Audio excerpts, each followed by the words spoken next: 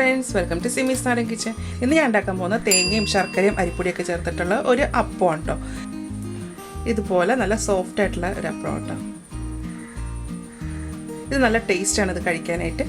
അപ്പോൾ ഇത് എങ്ങനെയാണ് ഉണ്ടാക്കുന്നത് നോക്കാം. ഇതിനായിട്ട് 1.5 കപ്പ് തേങ്ങ ഒരു മിക്സിയുടെ ജാറിലേക്ക് ഇട്ട് കൊടുക്കാം. ഇതിലേക്ക് 1/2 കപ്പ് വെള്ളം ഒഴിച്ചിട്ട് നന്നായിട്ട് അരച്ചെടുക്കാം. നന്നായിട്ട് എന്ന് പറയുമ്പോൾ നല്ല പേസ്റ്റ് പോലെ അരയണ്ട, കുറച്ച് തരിയൊക്കെ വേണം. ഇതിലേക്ക് 1/4 കിലോ ശർക്കര. ഈ ശർക്കര ഉരുക്കിയെടുക്കണം. അതിന് വേണ്ടിയിട്ട് ഞാൻ 1 കപ്പ് വെള്ളമാണ് ചേർക്കുന്നത്. ഇനി ഇതൊന്ന് ചൂടാക്കാം. ഇനി ഈ ശർക്കര നന്നായിട്ട് ഉരുക്കിയെടുക്കണം. ഈ ഉരുക്കുന്നത് എന്തിനാണെന്ന് വെച്ചാൽ ഇതിൻ്റെ അകത്ത് മണ്ണുണ്ടാവും. അപ്പോൾ അതൊക്കെ ഒന്ന് പോകാൻ വേണ്ടിയിട്ടാണ് നമ്മളിങ്ങനെ ഉരുക്കിയെടുക്കുന്നത്. അഴുക്കൊന്നും ഇല്ലാത്ത ശർക്കരയാണെന്നുണ്ടെങ്കിൽ ഇതുപോലെ ഉരുക്കേണ്ട ആവശ്യമില്ല, നമുക്ക് നേരിട്ട് തന്നെ ഉണ്ടാക്കിയെടുക്കാം. ശർക്കര നന്നായിട്ട് അലിഞ്ഞിട്ടുണ്ട്. ഇനി നമുക്കൊന്നത് അരിച്ചെടുക്കാം. അരിച്ചതിന് ശേഷം ഞാൻ വീണ്ടും സ്റ്റൗവിലേക്ക് മാറ്റി. അപ്പോൾ ശർക്കരപ്പാനി നന്നായിട്ട് തിളച്ചിട്ടുണ്ട്.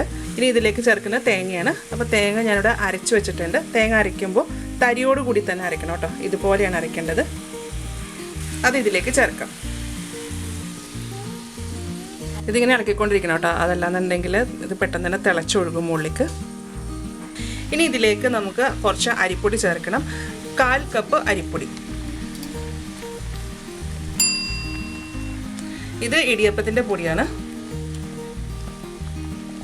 പൊടിയിട്ടതിന് ശേഷം ഇത് നന്നായിട്ടൊന്ന് വാട്ടി തന്നെ എടുക്കണം. കട്ടയൊന്നും ഇല്ലാത്ത രീതിയിൽ നന്നായിട്ടത് മിക്സ് ചെയ്തെടുക്കണം.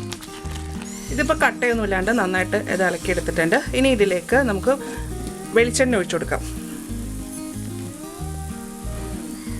ഇതിൽ വെളിച്ചെണ്ണയോ അല്ലെങ്കിൽ നെയ്യോ ചേർക്കാം. ഞാൻ പ്രിഫർ ചെയ്യുന്നത് വെളിച്ചെണ്ണയാണ്. നമ്മളിത് തേങ്ങ വെച്ചിട്ടല്ലേ ഉണ്ടാക്കുന്നത്, അപ്പോൾ തേങ്ങയുടെ ഒരു ടേസ്റ്റ് കിട്ടണമെന്നുണ്ടെങ്കിൽ വെളിച്ചെണ്ണ തന്നെയായിരിക്കും നല്ലത്.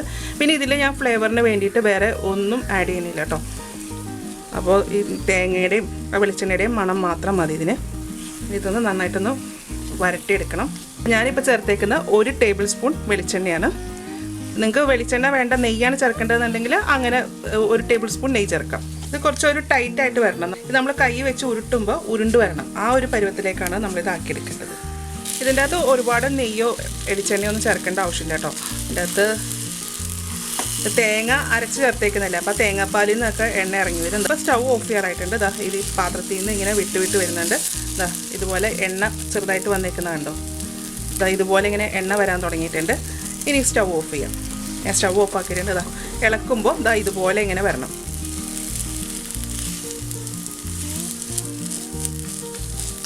ഇനി ഇതിൻ്റെ ചൂട് ചെറുതായിട്ടൊന്ന് ആറണം.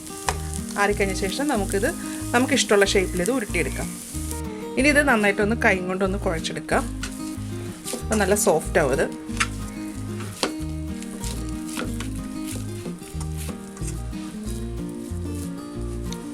ഇതുപോലെ ഇനി ഇത് നമുക്ക് ഇഷ്ടമുള്ള ഷേപ്പിൽ നമുക്ക് ഉരുട്ടിയെടുക്കാം.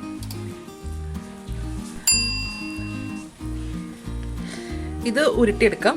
അപ്പോൾ ഞാനിത് ഉരുട്ടിയാണ് എടുക്കുന്നത്. നമ്മൾ കയ്യിൽ എണ്ണ തേക്കേണ്ട ആവശ്യമൊന്നുമില്ല. ഇതിപ്പോൾ ഓൾറെഡി നമ്മൾ തേങ്ങയും വെളിച്ചെണ്ണയൊക്കെ ചേർത്തിട്ടുള്ളതല്ല. അപ്പോൾ ഇത് നല്ലതായിട്ട് എണ്ണ ഇറങ്ങി വരുന്നുണ്ട്. ഇതുപോലെ ഉരുട്ടി എടുക്കാം. ഇത് ഞാൻ ജസ്റ്റ് ഒന്ന് പ്രസ് ചെയ്ത് കൊടുക്കുന്നുണ്ട് കേട്ടോ. അപ്പോൾ ഞാൻ അങ്ങനത്തെ ഒരു ഷേപ്പ് ആക്കുന്നത്. ഞാനിതെല്ലാം ഇങ്ങനെ ഷേപ്പാക്കി എടുത്തിട്ടുണ്ട് കേട്ടോ. ഇതുപോലെ ഇങ്ങനെ ഈ ഒരു ഷേപ്പിലാണ് ഞാൻ ഉണ്ടാക്കിയെടുത്തിരിക്കുന്നത്. ഇത് നല്ല സോഫ്റ്റ് ആയിട്ടുള്ള ഒരു അപ്പം കേട്ടോ. ഇത് നല്ല ടേസ്റ്റാണ് ഇത് കഴിക്കാനായിട്ട്. ഇത് കുട്ടികൾക്കും വലിയവർക്കൊക്കെ ഒരുപോലെ ഇഷ്ടാവുന്ന ഒരു 4 മണി പലഹാരം കേട്ടോ. അപ്പോൾ ഇതുപോലെ എല്ലാവരും ഒന്ന് ഉണ്ടാക്കി നോക്കിയിട്ട് ഇതിൻ്റെ അഭിപ്രായം എൻ്റെ കമൻറ്റ് ബോക്സിൽ ഇടുക. എൻ്റെ ചാനൽ ആദ്യമായിട്ടാണ് കാണുന്നതെങ്കിൽ സബ്സ്ക്രൈബ് ചെയ്യുക. വീഡിയോ ഇഷ്ടമായിരുന്നുണ്ടെങ്കിൽ ലൈക്ക് ചെയ്യുക, ഷെയർ ചെയ്യുക. അപ്പോൾ ഇനി അടുത്ത ദിവസം അടുത്ത റെസിപ്പി ആയിട്ട് കാണാം. Thank you.